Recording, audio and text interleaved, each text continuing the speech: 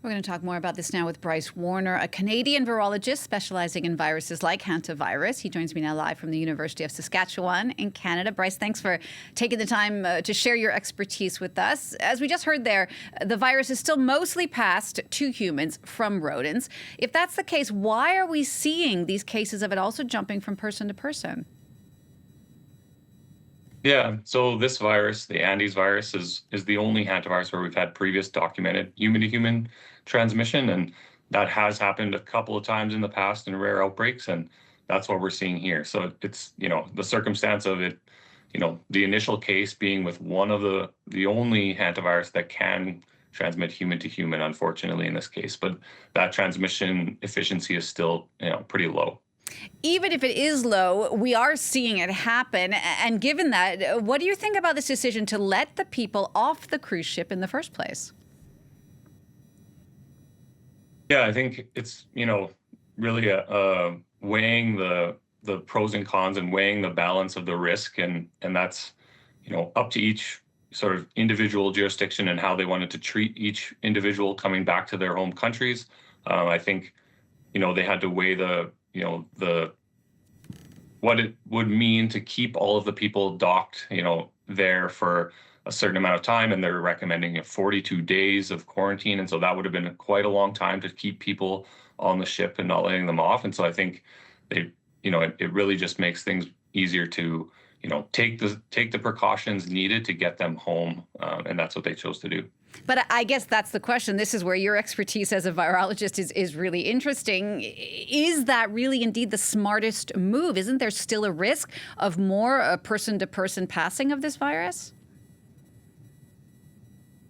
Yeah, and so I think, even among cases that are confirmed or suspected, or people that have had exposures to people who might have been exposed, or that risk is still very low. I mean, you really do need prolonged, very close contact for quite a long period of time to see transmission, and it needs to be with individuals who are already showing symptoms, typically, and they need to, be shedding the virus and be really in that phase of illness where we do see transmission, and that's probably not the case for the vast majority of people on the ship, and so that's probably why they decided to go this route. I still think it's prudent for them to take the precautions that they're taking, and each home country is treating them a little bit differently.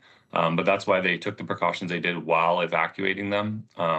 And hopefully over the next several weeks, we'll know that didn't lead to any downstream cases. So are you fairly confident? I mean, there are a lot of fears people are talking about. Perhaps this is the beginning of a new pandemic like COVID. Are you fairly confident that this is not that? Yeah, I'm quite confident that that's not that. I mean, that's really been for the last week sort of on everyone's mind, obviously. I mean, this is a familiar situation for everyone, but this virus is much, much different. It does not transmit efficiently at all. It infects different parts of the body. It is not transmitted through sort of the upper airway like we think about with influenza or COVID. And so the transmission efficiency is low, and we don't really have that risk this time around. Are there any lessons learned from the pandemic that perhaps might have been used in this particular situation or could be used as something that we've learned that will make things easier, even if, as you say, this hantavirus is not quite the same thing as COVID?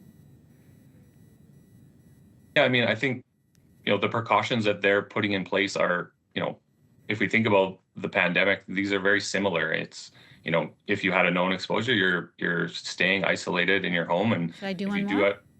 interact with people, you're wearing the appropriate PPE. And in this case, with this virus, those should stamp out everything very quickly. Whereas with COVID, obviously that didn't happen, and it was prolonged for many years. And so those lessons are being implemented now, and they should be very effective in this case. Bryce, this isn't the first time cruise ships have been the center of these kind of viral outbreaks. So what is it about cruise ships that makes them particularly vulnerable?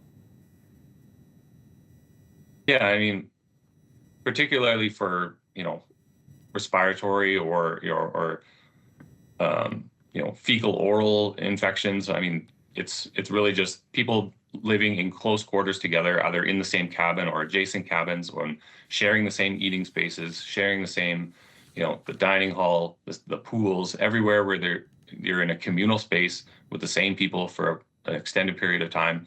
It really just Sorry, we seem to have lost Bryce Warner, who was speaking to us there from the University of Saskatchewan in Canada. But the gist of what Bryce said is that we do not seem to be that worried yet about the hantavirus.